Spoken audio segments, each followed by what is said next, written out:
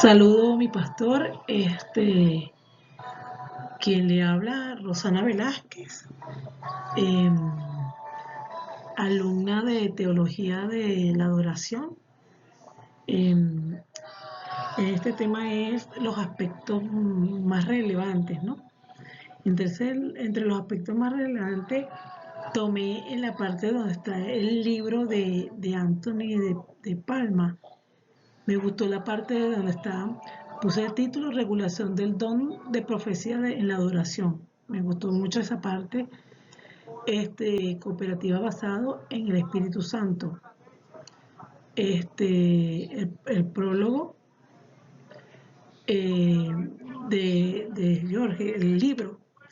El subtítulo puse Una mirada bíblica y pastoral a 1 Corintios, capítulo 14. Me gusta esta parte, ¿verdad?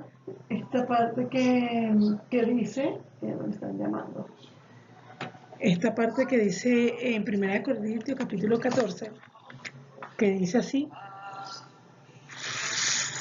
eh, fomenten este amor y anhelen los dones espirituales, pero sobre todo el don de profecía, porque porque el que habla lenguas en realidad no habla con los demás, sino con Dios. Nadie entiende lo que dice, pues habla secretos por medio del Espíritu.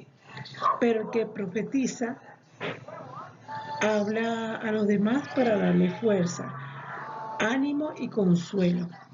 El que habla en lengua se fortalece a sí mismo, pero el que profetiza fortalece a toda la iglesia. Me gusta todo el capítulo, de verdad que me ha dado un aprendizaje significativo su materia. Ha sido excelente lo que es el estudiar desde la cultura de la adoración. Me encanta porque no es una música más, sino es todo lo que conlleva la adoración. Es un nivel mucho más alto, porque también ahí establece lo que es la adoración a través del culto. Y realmente es maravilloso tener la oportunidad de haber estudiado esta materia. Quisiera en la segunda poner aquí los principios generales de regulación. Todo creyente puede profetizar, pero no sabía que de verdad que había principios generales de regulación donde se establece que la profecía es eficiente, pero no exceptan de orden, o sea, que tienen que ver un orden específico para no confundir y que debe ser de forma individualizada también. Me parece maravilloso. Aquí cité en 1 Corintios capítulo 14, versículo 5, que ya lo leí, pero me dice aquí, dice, me gustaría que todos ustedes pudieran hablar en lengua, pero me gustaría más que todos pudieran profetizar, porque el que profetiza es más importante que el que habla en lengua, a menos que alguien interprete, pues esta es la manera si puede fortalecer a la iglesia. Me gusta mucho ese. Estoy leyendo justamente la versión de Palabra de Dios para Todos y un poquito también de lo que es la Biblia del diario vivir, que la tengo como mi Biblia de estudio también. Estoy hablando de las dos un poquito. Y luego en el versículo 24, nos habla y nos exhorta también, pero, pero supongan que todos profetizan. Si entra alguien que no cree o que no entiende y oye lo que están diciendo, va a darse cuenta de sus pecados y será juzgado por lo que ustedes dicen. difícil. En una oportunidad, recuerdo que estábamos en una predicación y luego lo tomó el espíritu del pastor y de repente empezó a hablar en lengua y ahí en esa congregación había muchos hermanos nuevos creyentes, unos que estaban entrando por primera vez allí y se quedaron como viendo la situación y luego no quisieron pasar, no entendía. Unos se confundieron, otros les dio miedo, otros no entendieron, otros pensaron que iban a ser expuestos, que fue lo que explicó uno de los hermanos, porque varios de ellos hermanos los habíamos llevado porque estaban en situación de calle y entonces los llevamos directamente para el servicio. Entonces fue un poquito compleja la situación para poder llevarlo otra vez como vuelta a la calma, para empezar a hablar con ellos nuevamente de la situación que se ha presentado, pues. Y explicarle que no solamente la adoración es de esta forma, sino la adoración no solamente es música. Me encantó de verdad esta, esta manera de ver la clase de metodología de la adoración. Me pareció maravillosa. Este, restricciones necesarias, lo que venía diciendo, que las restricciones necesarias justamente, un momentico aquí, las restricciones necesarias se debe ejercer por turnos, lo habla también aquí en 1 Corintios capítulo 14, versículo 31. Eh,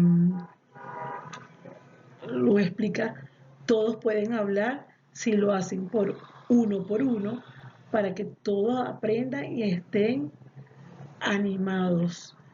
Para la inspiración de los profetas, para hablar, está bajo control de ellos mismos. O sea, realmente he entendido también que hay una oportunidad para cada uno de forma individual, como lo venía diciendo, evitar la confusión en la congregación, como el ejemplo que le acababa de dar. Control del impulso profético. Los profetas pueden y deben autocontrolarse para poder dar algunas profecías individuales o para dar las profecías que son a nivel de la línea de lo que es la iglesia como tal. Los espíritus de los profetas están sujetos a los profetas, ese es el versículo 32. Entonces tenemos que aprender a controlarnos. El sentido teológico del autocontrol. La diferencia con las religiones es escéptica. En el cristianismo el Espíritu Santo no anula la voluntad. El control es señal de madurez espiritual. Me